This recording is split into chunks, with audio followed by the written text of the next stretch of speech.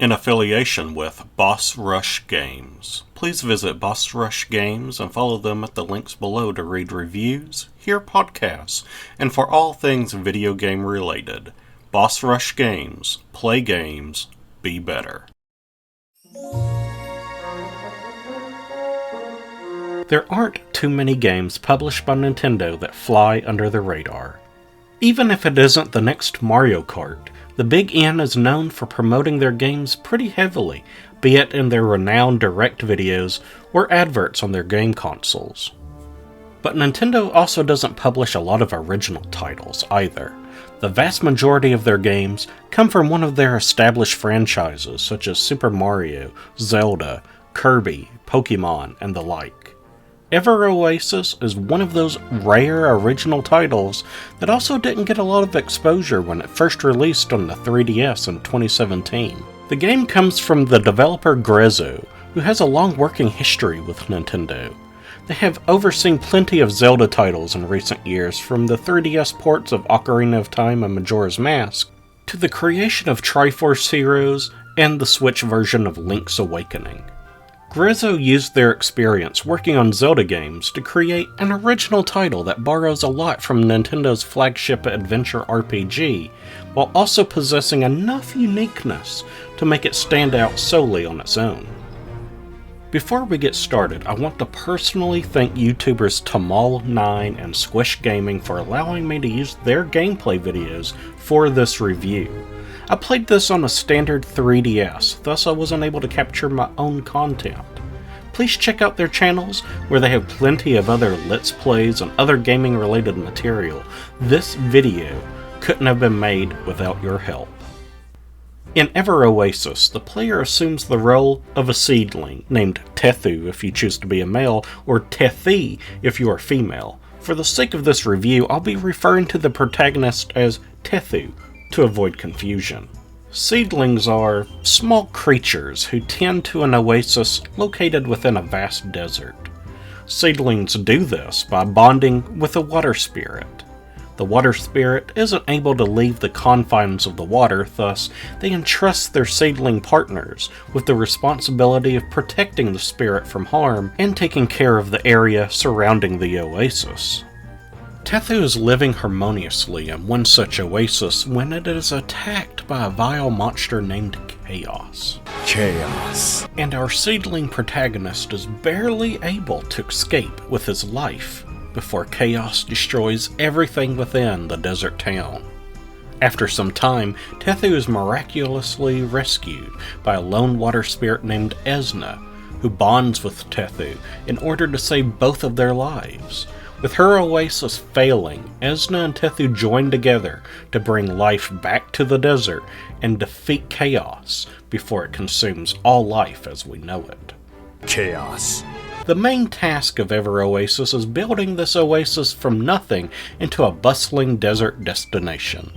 To do this, you must take on tasks issued by Esna and the other residents of your growing town. As the oasis grows in prosperity, more people will flock to the oasis, either to settle down, set up shop, or just visit to do some shopping of their own. You will attract many other seedlings that will move into your oasis town. Most will create a store, which the game calls a bloom booth.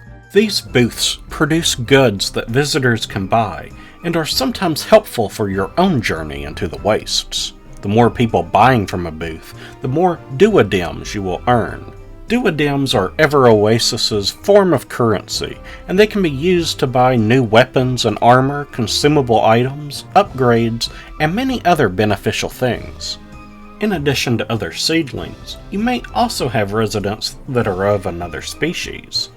These will not set up a bloom booth, nor can their equipment be changed, but they are often of considerable strength and are very handy to have around. Whenever you go adventuring, Tethu can bring along up to 2 other residents to join him.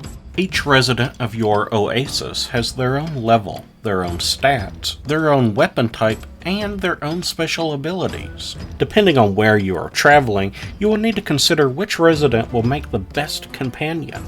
For instance, many enemies are weak to a certain weapon type, and there are numerous puzzles that can only be solved with the right special ability. While a resident is in your party, their store is closed, thus you won't sell any items, so you may want to bring a less profitable resident with you when you're in need of those valuable duodems. The game's world consists of many caverns, temples, and the like that are ripe for exploring.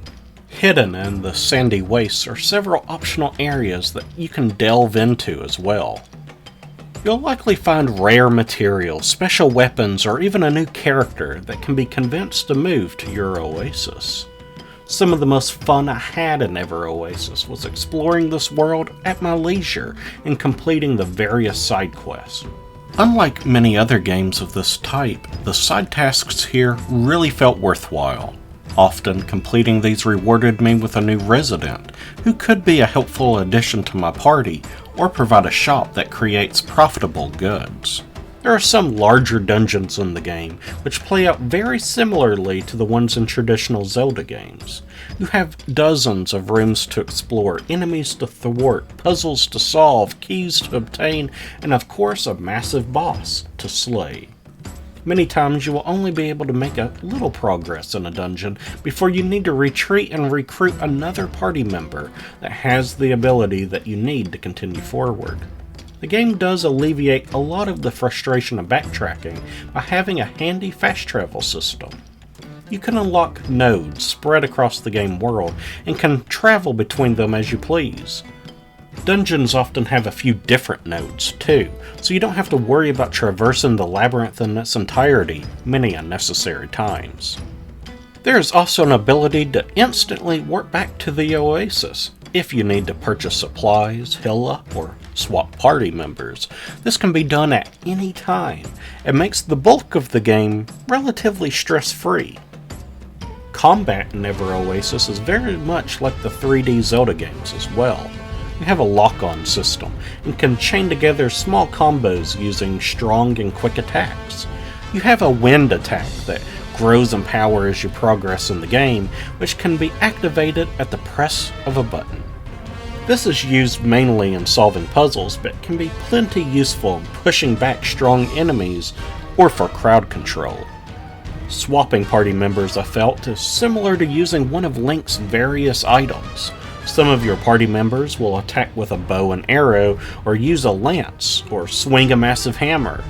These can all be used in various ways, such as hitting a hard-to-reach enemy, or slamming down heavy switches. Special abilities for each character work in the same way. Some of your party members can dig up useful items in soft dirt, others can fly up and glide, just like in Majora's Mask, and others can curl into a ball and access small passages, just as an example.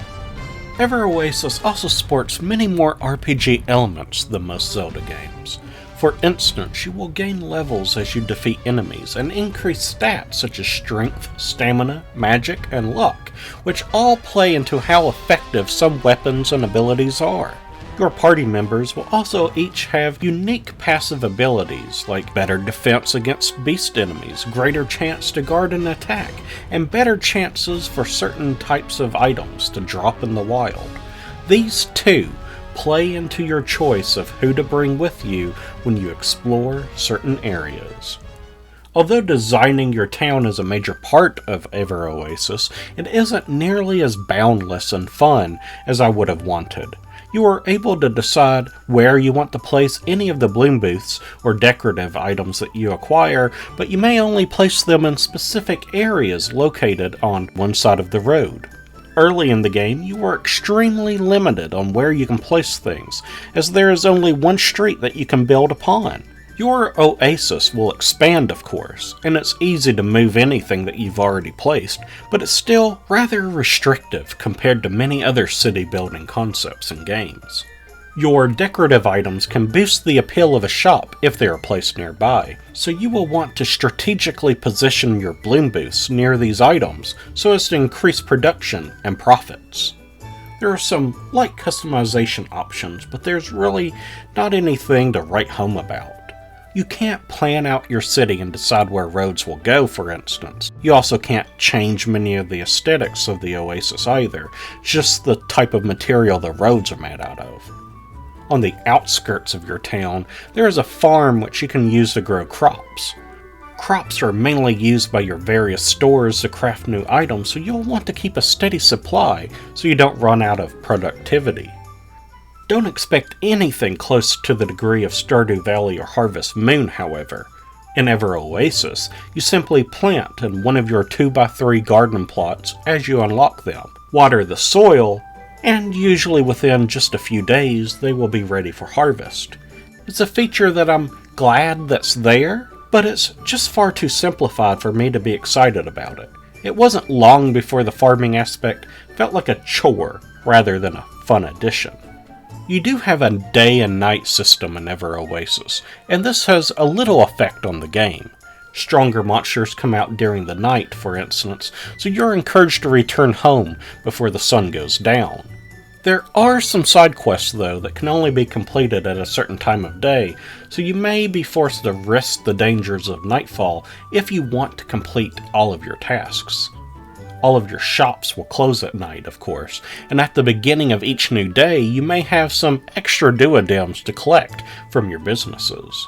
Again, it's nothing complex like what you'd see in other city building sims, but it's a nice feature nonetheless. Sebastian Schwartz serves as composer for Ever Oasis. I wasn't able to find too much information on him, to be honest, but he has worked on Resident Evil 6 as a contributing musician, and Ever Oasis appears to be the first game that he has been a lead composer on.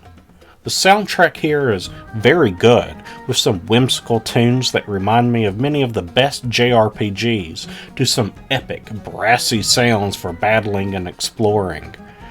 Much of the music goes hand in hand with the Egyptian motif the graphics have adopted too, and further develop this fantasy world into something unique to explore and play in. Overall, Ever Oasis is a fun adventure RPG that most fans of the Zelda franchise will fall in love with.